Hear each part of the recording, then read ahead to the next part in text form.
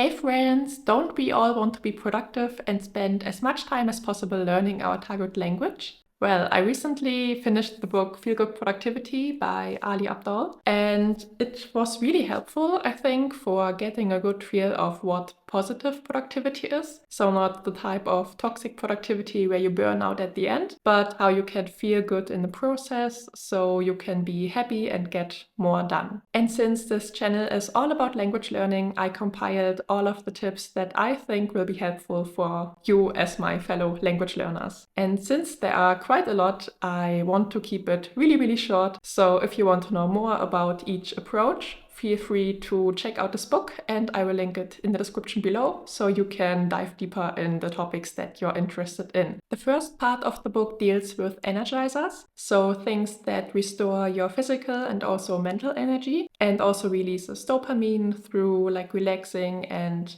fun activities. Embrace your curiosity. For example, ask yourself, what is today's adventure gonna be? So for language learning, it could be going to a coffee shop to study, or try a new language learning app, or also try a new language learning method like shadowing or transcribing or something like that, so that we can keep everything fresh and exciting. What would this look like if it would be fun? Maybe we all have a part of language learning we're not really fond of. May it be doing our Anki cards, speaking, doing grammar practice. And this experiment wants to encourage us to think about how we could do the thing we don't really like in a different way, so it would be more fun. So for example, getting us a nice drink to study with, or going on a walk while doing our Anki cards, maybe listening to a nice soundtrack in the background, doing a study session with a friend, or also getting ourselves a reward after we maybe studied 3 new grammar points. Enjoy the process, not the outcome. I feel like the language learning community is not the best at doing that, especially the Japanese language learning community, because I feel like it's often all about how to reach fluency in the fastest way possible. And I reached JLPT N1 in 2 years, and that's how I've done it, for example. But that means we're almost always focused on the end goal, but we're not really taking the time to enjoy the journey. And through that experiment, Ali tries to encourage us to lower our stakes and to reframe how we think about failure. So we're not a failure because it takes us 10 years to get fluent in Japanese, for example, and to just take time and enjoy each step as it comes. Enjoy also the beginner stage and the intermediate plateau, because it won't come back. You won't be a beginner in the language ever again. So try to enjoy everything while it's new and fresh. His key message here is also that relaxation promotes more creativity and enjoyment, and this would ideally lead us to enjoy the process so that we want to do more of it and don't have to force us to do more quickly. The Shoshin approach is about approaching every situation from the eyes of a total beginner, which allows us to see things fresh and to want to try out more things, even though they might fail, because failure is what beginners need in order to learn. So it would, for example, open us up to try different study methods, even though we never tried them and we don't know what the outcome would be. The prodigy effect is about a phenomenon where people who teach each other things they don't really understand it more in the end. So for example, if you're struggling with understanding a grammar point,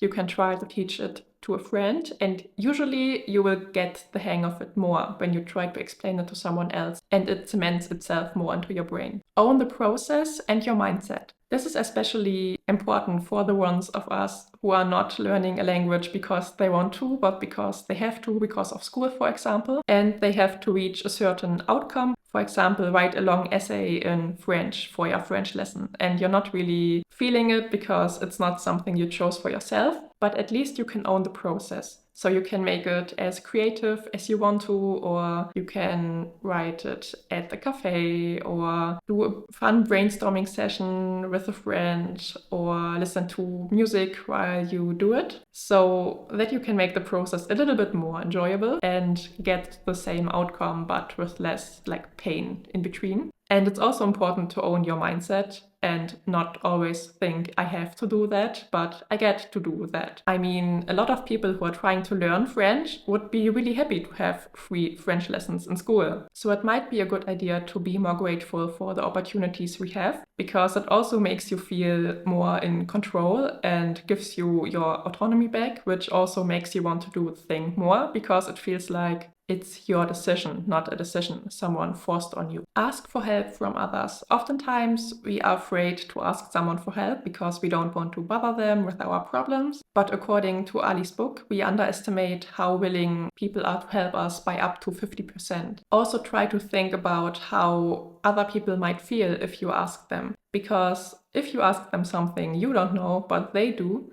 they may feel more competent and are really happy to kind of like brag about their knowledge or like show off their knowledge to you. The second part of the book is called UNBLOCK, and it talks about how motivation and discipline are band-aids for more deeper lying problems. For example, we don't know what to do in the first place or how to do it, or we are just overwhelmed by the complexity of everything we have to do. And this leads us to the inability to act. And the following tips are about how to overcome this inability. First, commander intent question and asking why 5 times. Ask yourself when you start learning a language, what is the purpose behind this? Why do I want to learn the language? What is the end goal? And what am I working towards? This helps you to actually see what you need to do to reach your goal and how to set up your study plan, especially if you learn the language by yourself. To get to your ultimate purpose, try to ask why 5 times. So for example, why do I want to learn Japanese? Because I want to be able to talk to Japanese people. Why do I want to be able to talk to Japanese people? Because I think they're really nice, and so on. And if you don't really get anywhere, or you already have to stop like after the first 2 questions, then it might be a good idea to think about if this is really something you want to do, like learning the language, or if you just want to do it to look cool. Setting nice goals instead of smart goals. I guess we all know what smart goals are, but nice goals are near-term, input-based, controllable, and energizing.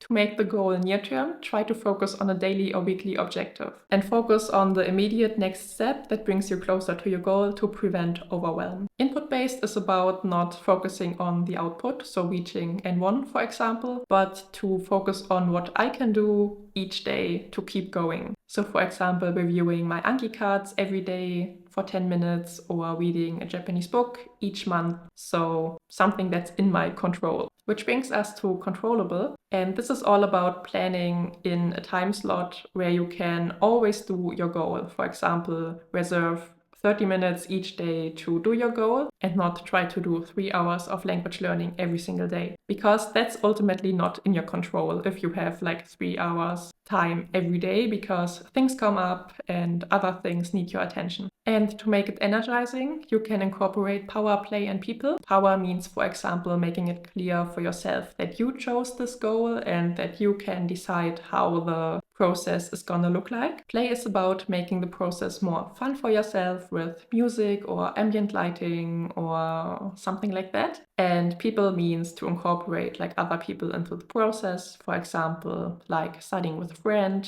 explaining something to a friend, or asking people for help, like we also discussed earlier. A nice goal might be, for example, spending 30 minutes each day reviewing my Anki cards while having a nice drink and listening to lo-fi music, which relaxes me. And a smart goal might be, for example, reach N1 after 2 years of studying Japanese. Even though it might be not realistic for some people, but for some it might. So yeah, take this with a grain of salt. But the point here is that nice goals don't ruin your life if you don't hit them. Because if you have a smart goal and you don't reach your smart goal at the end of the period, you might feel like a failure because you didn't reach the ultimate goal. But if you use nice goals instead and put in work every single day, you can kind of feel every single day like you are a success because you stuck to your goal of doing the daily input. Implementation intentions. Those intentions are about what we do if X happens. So if I walk to work, I will review my Anki cards. If I am tired, I will do sentence mining. If I don't feel like Japanese at all, I will watch Japanese drama. If we decide beforehand what we do when a certain situation arises, we are really good prepared and we can still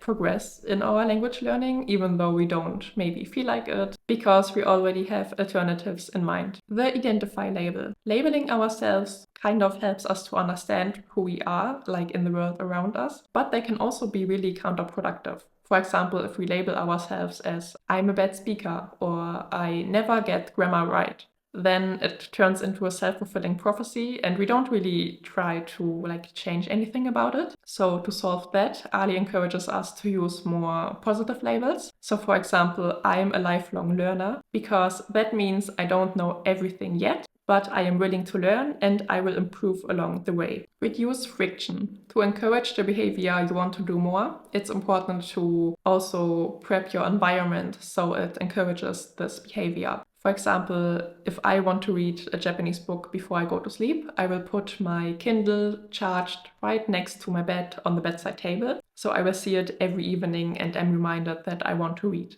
Or for example, I also made a second YouTube channel where I only subscribed to Japanese people, and I made this the default channel that opens up when I go into the YouTube app when I'm on my iPad, because I use my iPad mainly for language learning. And when it comes to improving your focus, it might be a good idea to, for example, switch off your phone or put it into a different room. Or if you need your phone to study, then if you have an iPhone, you can make yourself a focus mode for studying. So you can say, I don't want to receive any notifications or just from maybe 1 or 2 people during my study session when I have this focus turned on. And I can only use those apps, which are my study apps. Define the next action step. If you're feeling overwhelmed and don't really know where to start, or have a really big task you want to do but just can't seem to get started, try to think of the next immediate step you have to do. For example, if you want to start reviewing for the JLPT, then the next action step would be to sit down at your desk and open the book you want to use for reviewing, and then see where you want to go from there.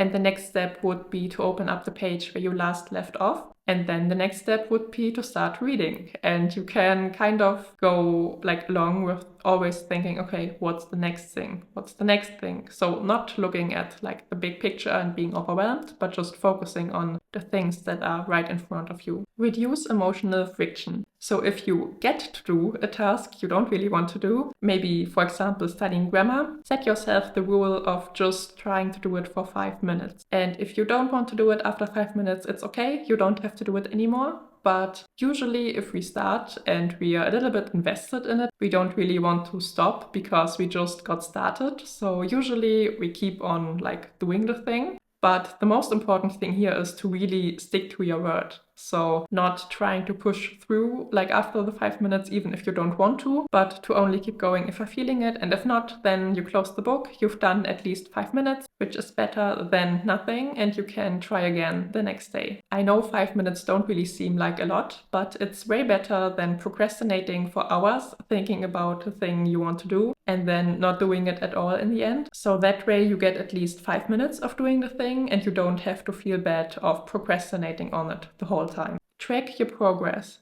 For example, if you go through a book, you can make a little spreadsheet with all the chapters you have to go through and then color in each chapter you went through so you can see your progress, what you've done, which can be really encouraging in the moments where you don't really feel you have progressed, to see how far you've really come. And the last thing in the second part of the book is to forgive yourself.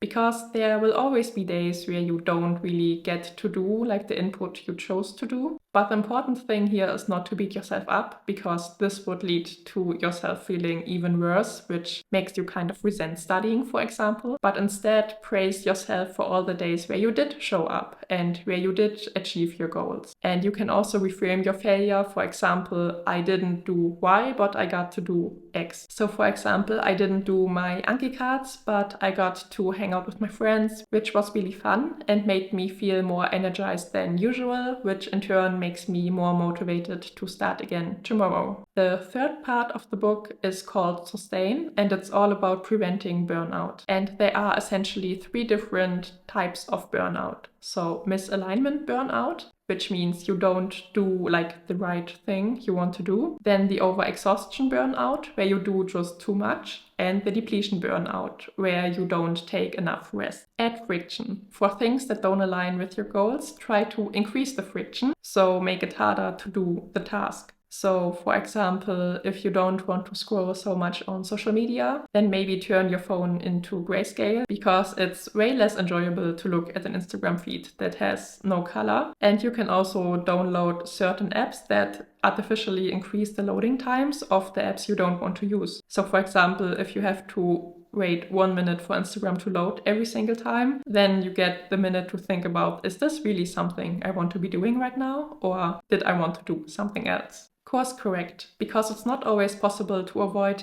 every type of distraction. We sometimes tend to wander off the track and don't get our goals done. And a lot of people, they maybe think, okay, I didn't do 1 day of Anki, so I lost my streak, so I might just give up completely and never review my cards again, or just take a whole week off and then being completely overwhelmed by all the cards that stacked up. Instead of completely giving up, you can just think to yourself, I will begin again. Schedule your breaks, and schedule more of them than you think you actually need. Because the longer we try to focus, the harder it is to stay focused. So the longer you sit down to study, the harder it will get, like each minute that progresses. So try to be proactive and actively plan in your breaks instead of completely like burning out after one study session. What I like to do when I study, but also when I work, is to do the Pomodoro technique with 50 minutes concentration and a 10-minute break. Because if I don't do this, I tend to get up every 15 minutes to like go to the bathroom or to get something to drink, like to just have excuses to not stay seated and stay focused. And when I use this technique, I always know the next break is just right around the corner, and I just have to focus a little bit more until I can relax again.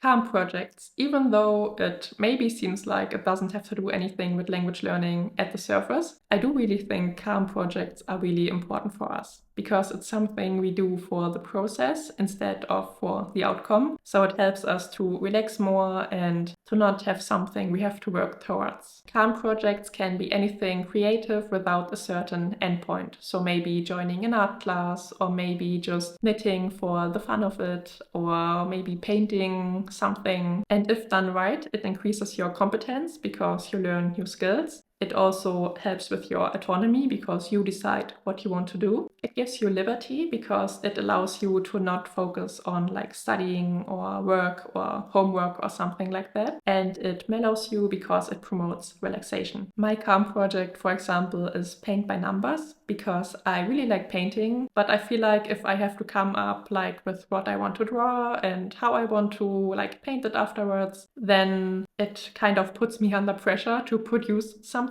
But if everything is prepared for me and I just have to fill everything in with color, it's really relaxing. Being in nature reduces our stress levels and also helps us to concentrate more. So it might be a good idea to study in a park or take a little walk when you are on your study break, or also just looking at a picture of nature or listening to like nature sounds like birds chirping and stuff. And it's said that even 40 seconds of exposure has an impact. And lastly, the 12-month celebration is another way to get clearer about your goals and also prevent misalignment burnout. And it's about imagining yourself having a dinner with a friend 12 months in future, and you're celebrating that you achieved your goal. And then try to imagine what this goal would be. So maybe you're celebrating that you put in 30 minutes of Anki reps every day and therefore can now read your first Japanese book. And then think about, okay, what are the next action steps I can take, like in the near future, to bring me closer to this goal that I obviously want to reach.